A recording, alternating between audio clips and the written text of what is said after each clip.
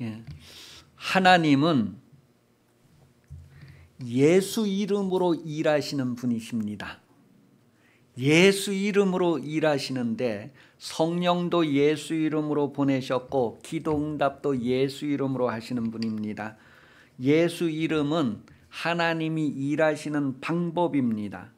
그래서 이사야 62장 6절에서 7절 말씀을 보면 하나님으로 하여금 쉬지 않고 일하실 수 있도록 계속해서 기도하는 삶을 살아야 할 것을 말합니다. 그래서 성경은 데살로니가전서 5장 17절에서 쉬지 말고 기도하라. 하나님은 쉬는 분이 아니시고 계속 일하시는 분이기 때문에 기도하는 것은 하나님의 일에 참여하는 것이 됩니다. 그래서 요한복음 5장 17절에도 예수님께서 내 아버지께서 이제까지도 계속 일하고 계시니 나도 일한다. 그렇게 고백을 하셨어요. 예수님께서 이 세상에 계실 때에 기도를 했어요. 그분은 뭐 부족한 것도 없고 못하는 것도 없는데 왜 그분이 기도하셨을까? 그것은 바로 기도를 통해서 하나님이 일하시게 하는 겁니다. 하나님의 일을 이루기 위해서 기도하셨다는 거예요. 요한복음 17장 4절에는 예수님이 기도하심으로 하나님의 뜻을 이 땅에서 이루셨다라는 것을 확인을 해주고 있습니다. 겟세마네 동산에서도 기도함으로 하나님의 뜻이 이루어지기를 구했다는 것을 말해주고 있어요. 예수님께서 그렇게 기도함으로 하나님의 뜻을 다 이루었다라는 것을 성경은 우리에게 확인을 해주고 있습니다. 그러면서 하나님의 뜻을 이루기 위해서 제자들에게도 깨어서 기도해야 한다고 말씀해 주셨어요. 기도는 하나님의 뜻을 이 땅에 이루는 방법입니다. 예수님께서 세례를 받으시고 첫 번째 하신 게 무엇인지 아십니까? 누가복음에 보면 예수님이 세례를 받으시고 첫 번째 하신 게 기도였다고 했어요. 그리고 그 기도의 응답으로 성령의 충만함을 받았다라고 했습니다. 그렇게 예수님이 기도하고 성령 충만한 상태로 오셔서 광야에서 성령에게 이끌리면서 마귀의 시험을 받았는데 그 시험을 다 통과했다. 성령의 이끌림을 받으면서 시험을 통과했다고 말하고 있습니다. 그런데 만약에 예수님이 요단강에서 세례를 받고 기도하지 않았다. 기도하지 않은 상태에서 40일간 광야에 나가서 먹지도 못하고 시험을 받는다고 하면 어떤 일이 일어났을까요? 기도하지 않았다면 아마 마귀의 지배에 들어갔을 거예요. 마귀의 지배 아래 들어가서 마귀가 시키는 대로 했을 것입니다. 돌을 떡이 되게 했을 거예요. 그리고 욕심에 이끌려서 마귀에게 절도 했을 거예요. 절하면 천하 영광을 다 준다고 했으니까 천하 영광을 가지려고 절도했을 것이고 또 자기가 하나님의 아들이라는 것을 확인하기 위해서 높은 성전 꼭대기에서 뛰어내렸을 것입니다. 그런데 예수님은 그렇게 하지 않았어요. 왜 그렇게 하지 않았어요? 그렇게 하지 않을 수 있는 이유가 바로 기도하고 성령 충만을 받아서 성령에 이끌리면서 그 시험을 당하였기 때문에 그 시험을 이길 수 있었다는 거예요. 그런데 만약에 기도하지 않고 40일 굶어봐요. 기도하지 않고 성령 충만하지 않고 그냥 육신적으로 40일 동안 굶은 사람은 무엇이든지 다 먹을 것으로 보일 거예요. 그런 상태에서 돌을 떡으로 만들려고 하는 그런 말을 순종했을 거예요. 그런데 여러분, 기도하고 성령 충만해서 성령의 이끌림을 받았기 때문에 그 모든 시험을 이길 수 있었다라고 하는 거예요. 여러분은 구약의 선지자들을 생각하면서 그 선지자들 중에 기도하는 사람, 기도의 사람 하면 어떤 사람들을 떠올릴 수 있습니까? 기도의 사람 하면 우리가 열왕기상에서 보면 엘리야가 기도하는 모습을 우리에게 표현해 주는데, 그는 정말로 아무것 보이는 것 없는 상황에서도 하나님의 말씀이 이루어지기를 기도했던 사람, 7번이나 기도했던 사람, 그렇게 우리에게 표현을 해줍니다. 하인을 보고 저 산 위에 올라가 봐라, 비가 올 것 같은가? 그런데 아무 흔적도 없어요. 그런데 7번까지 올라가서 봤을 때 마지막에는 구름이 사람 주먹만한 구름, 아주 조그만 구름이 떠오른 것을 보고 주먹만한 구름이 떠올랐습니다. 그러니까 이 엘리야는 그것이 이제 억수로 비가 올 것이라고 하는 사인으로 받고 왕에게, 왕이여 이제 비가 억수로 올 거니까 빨리 마차를 몰고 왕궁으로 돌아가십시오. 그렇게 해서 그대로 비가 내리는 일들을 성경은 우리에게 말해주고 있어요. 그렇게 기도하는 사람 엘리야, 또 기도하는 사람 하면 어려서부터 성전에서 이렇게 성장하면서 기도했던 사무엘, 이 사무엘도 기도하는 선지자였습니다. 모세도 선지자라고 하는데 이 모세도 이스라엘 백성들이 다 죽을 판인데도 그들을 위해서 자기 생명을 걸고 기도하는 그런 모습을 보여주고 있습니다. 그래서 모세와 같이, 사무엘과 같이, 엘리사와 같이 기도하는 그런 목회자가, 여러분의 목회자가 되기를 구하시기 바랍니다. 그렇게 목회자도 선지자들과 같이 기도하는 목회자가 되어야 하고, 출애굽기 17장에 보면 아론과 훌과 같이 기도하는 성도가 되어야 한다는 것을 성경은 말하고 있어요. 그렇게 기도함으로 하나님의 뜻을 이룬다는 것을 성경은 우리에게 말해주고 있습니다. 하나님께서 성도에게 약속하신 것은 바로 하나님의 영광의 나라를 약속하셨습니다. 우리가 그 하나님의 영광의 나라를 상속받는 그 과정에 있어서 데살로니가전서 2장 11절 12절에 그런 표현을 하고 있는데, 하나님의 영광의 나라에 도달하는 과정에는 사람의 힘으로 할 수 있는 것이 아니라 하나님의 도우심이 있어야 된다는 것을 말합니다. 기도라고 하는 것은 하나님의 도움을 구하는 것입니다. 그래서 기도하면서 하나님의 도우심으로 우리가 그 영광의 나라를 상속받기에 합당한 삶을 살아갈 수 있게 되는 것이죠. 기도는 정직하기 위한 것이다. 기도는 하나님의 말씀대로 살기 위해서 하나님의 도움을 구하는 것이다. 시편 51편 10절에 보면 하나님이여 내 속에 정한 마음을 창조하시고 내 안에 정직한 영을 새롭게 하소서. 정직한 영은 진리의 영을 구하는 거예요. 그래서 하나님의 말씀대로 살 수 있는 그런 성령을 구하는 것을 말합니다. 그렇게 다윗은 정직한 삶을 살기 위해서, 하나님의 말씀대로 살기 위해서 기도를 했고 그 기도가 이루어지는 삶을 살았다라는 것을 성경은 우리에게 말해주고 있습니다.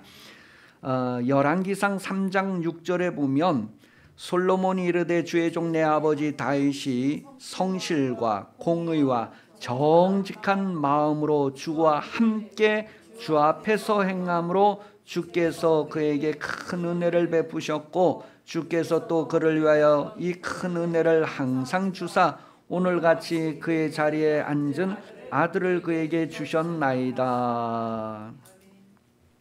이 다윗은 하나님 앞에 정직하게 생활했다는 거예요.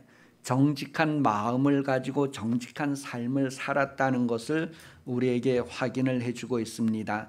열왕기상 15장 5절에서도 이 다윗을 표현할 때에 그가 정직한 인생을 살았다. 그때 그 정직이라고 하는 것은 하나님의 말씀대로 살았다라는 것을 우리에게 말해줍니다. 그래서 역대하 34장 2절에 보면 다윗의 길이다라고 했을 때 그 다윗의 길이 정직한 길인데 좌로나 우로나 치우치지 않고 하나님의 말씀대로 사는 길을 다윗의 길이다, 정직한 자의 길이다, 그렇게 표현을 해주고 있어요. 이 정직은 바로 하나님의 길로 가는 방법입니다. 하나님께서 정하신 그 길로 가는 방법이 바로 정직인데 시편 95편 10절에 보면 40년 동안 이스라엘 백성들이 광야에서 정직한 길로 가지 않았고 좌우로 치우쳤다라는 것을 우리에게 말해주고 있어요. 그래서 하나님께서 그 세대에게 진노하셨다라는 것이죠. 히브리서 3장 10절에 보면 그 시대가 정직하지 못하고 좌우로 치우침으로 진노함을 받았던 것처럼 이 시대에도, 이 세대에도 하나님 앞에 정직하지 않은 것 때문에, 좌우로 치우치는 것 때문에, 하나님의 말씀에서 빗나가고 하나님의 말씀에서 어긋나는 것 때문에 진노를 받게 되는 것을 확인을 해줍니다. 오늘 본문에 보면 기도하지 않는 선지자들에 대해서 말해주고 있어요. 기도하지 않는다는 것은 정직한 길로 가지 않는다는 거예요. 그래서 선지자가 정직한 길로 가지 않을 때에 바로 좌우로 치우치게 되고 그것은 마귀의 지배 아래 들어가는 것이다. 그래서 마귀의 지배 아래 들어가니까 마귀가 시키는 대로 여러 가지 욕심에 이끌리는 그런 삶을 살면서 백성들을 유혹한다, 그렇게 표현을 했어요. 그때 그 5절에 유혹한다는 것은 잘못 행하게 한다는 거예요. 그러니 선지자가 정직하지 않고 치우치기 때문에 백성들을 유혹해서 백성들도 치우치게 만들어 버린다라고 하는 것을 말하는 것이죠. 그러니까 하나님의 말씀대로 살지 않는 것 때문에 그런 선지자의 모습을 캄캄하고 어두운 삶을 살게 되는 것을 표현했어요. 하나님의 말씀의 빛이 없는 상태, 그래서 캄캄하고 어둡게 되어서 하나님의 뜻을 알지 못하고 하나님께 응답도 받지 못한다, 그런 내용을 5절 7절에 계속 표현을 해주고 있어요. 그리고 그러한 어둠 속에서 하나님께 합당하지 않은 삶을 살게 되고 그런 결과는 결국 하나님 앞에서부터 이렇게 추방되는 것을 마태복음 22장 13절을 통하여서 확인을 해주고 있습니다. 지금도 사탄은 역사를 하고 있다고 베드로전서 5장 8절에 기록을 하고 있어요. 근신하라 깨어라, 너희 대적 마귀가 우는 사자같이 두루다니며 삼킬 자를 두루 찾나니, 그랬어요. 지금도 우는 사자같이 돌아다니고 있다고 하는 거예요. 그러니 여러분, 우리가 정신을 차리고 기도하는 목회자가 되고 기도하는 성도가 되어야 하는 것은 정신을 차리고 정직한 길, 하나님이 만들어 놓으신 그 길로 가는 삶을 살기 위한 것이다라는 것을 말합니다.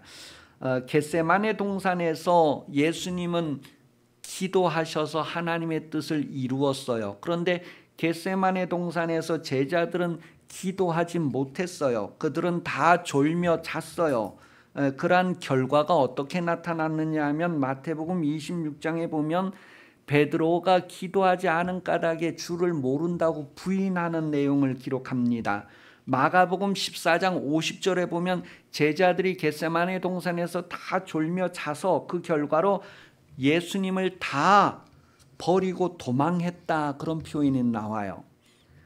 자, 그런데 예수님은 기도함으로 하나님의 뜻을 성취했지만 제자들은 기도하지 않아서 다 도망가 버리고 예수님을 부인하는 그런 모습을 나타내주고 있단 말이에요. 누가복음 22장 31절에서 32절을 보면 이 사탄이 밀가부르듯 하려고 제자들을 요구했다, 그런 표현을 하고 있어요. 밀가부른다는 것은 채를 일으키는 것을 얘기하는데, 그렇게 해서 이제 다 이렇게 떨어뜨리려고 그렇게 마귀가 요구하는 내용을 기록을 하고 있습니다. 그때 그 마귀가 요구한다, 청구한다, 그런 표현의 의미가 뭐냐 하면 어떤 사람들을 자기 지배에 들어가게 하도록 한다는 의미예요. 그러니까 이 마귀가 사람들을 자기의 지배 아래에 들어오도록 그렇게 요구한다, 그런 뜻이에요. 그 내용이 욥기서 1장 12절에 표현되어져 있는데, 하나님께서 욥을 마귀의 지배 아래 들어가게 허락을 하는 내용이에요. 그래서 목숨만은 이제 손대지 않게 하고 모든 것들을 마귀의 지배 아래 허락을 해버리죠. 그것이 바로 마귀가 요구한다, 청구한다 그 말의 의미란 말이에요. 그리고 지금도 우는 사자와 같이 돌아다니면서 성도들을 이렇게 요구하고 있다는 거예요. 자기 지배 아래 들어오도록 그렇게 요구하고 있단 말이에요. 그래서 정신을 차리라는 거예요. 데살로니가전서 5장 6절, 베드로전서 4장 7절에서는 정신을 차리고 깨어 있어야 된다 그렇게 말을 합니다. 왜냐하면 마귀의 지배에 들어가지 않는 삶을 살기 위해서 정신 차려야 된다는 것을 말하는 거예요. 그러니 지금 선지자들이 하나님의 말씀을 먼저 받아서 전달해 주는 게 선지자인데, 하나님의 말씀을 이루는 데 참여하는 게 선지자인데, 오늘날 목회자와 성도들이 바로 하나님의 말씀을 받아서 전파하고 전하고 이루는 삶을 사는데, 깨어서 기도하고 성령 충만하지 않으면, 하나님의 지배 아래 있지 아니하면, 말씀의 빛이 비춰지는 삶을 살지 않는다면 마귀의 지배 아래 들어가고 캄캄하고 어두운 삶을 살게 된단 말이에요. 그래서 우리가 기도하고 깨어 있어서 하나님의 지배 아래 들어가면 바로 말씀의 빛이 비춰지고 그 장래의 길을 인도함을 받게 되고 기도하는 것마다 응답을 받게 된다는 거예요. 그리고 하나님의 얼굴 빛이 비춰져서 복 있는 삶을 살 수 있게 된다는 거예요. 그런데 치우쳐서 마귀의 지배 아래 들어가면 마귀가 시키는 일을 한다는 거예요. 그래서 주를 부인하게 되고 다 도망하게 되고 남는 게 없게 되는 것을 말해줍니다. 오늘 본문 성경 말씀은 선지자들이 그렇게 잘못되어서 정직하지 못해서 하나님의 말씀을 받아서 전하는 일에서 벗어남으로 말미암아 백성들을 다 유혹해버렸다. 백성들이 다 잘못되도록 해버렸다. 그래서 말씀이 없으니까 말씀의 빛이 없어져서 다 캄캄하게 되고 어두움에 거하게 되고 하나님을 알지 못하고 기도해도 응답이 되지 않고 응답이 없고 그런 삶을 살게 되는 모습을 우리에게 보여주고 있습니다. 미가 시대가 그러한 시대였다는 거예요. 그런데 미가 시대만 그러한 것이 아니라 오늘 지금 이 시대도 그러한 시대다라는 것을 성경은 말해주는 거예요. 그래서 오늘 이 시대의 선지자와 같이 목회자가 성도가 다 같이 타락하는 이 시대에 누가 기도할 것인가? 누가 정직한 삶을 살 것인가?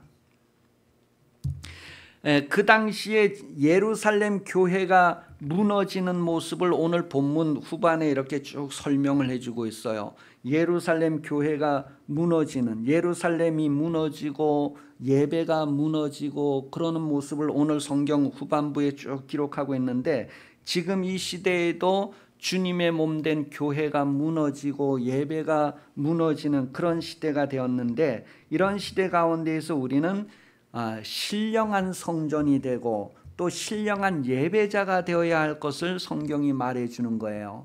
여러분, 미가 시대에 선지자들이 그렇게 타락을 했고 선지자들이 백성들을 그렇게 다 잘못되게 하고 그래서 캄캄한 어둠이 되고 예루살렘이 무너지고 성전이 무너지고 하는 그 시대, 그런데 그 시대가 오늘 이 시대에도 동일하다는 거예요. 그래서 목회자들이 기도하지 않고 성도들이 기도하지 않고 타락하는 그런 시대가 되면 주님의 몸된 교회가 무너질 뿐만 아니라 예배가 무너지고 그냥 그렇게 하나님 앞에 버려지게 된다는 거예요. 그렇기 때문에 우리가 이러한 가운데에서도 정신을 차리고 근신해서 정직한 삶, 다윗의 길로 가는 삶, 하나님의 말씀을 성취하는 그 삶을 살아야 할 것, 그런 과정이 바로 신령한 성전이 되어져 가는 과정이요 신령한 예배를 드리는 과정이다라는 것을 성경은 우리에게 말합니다.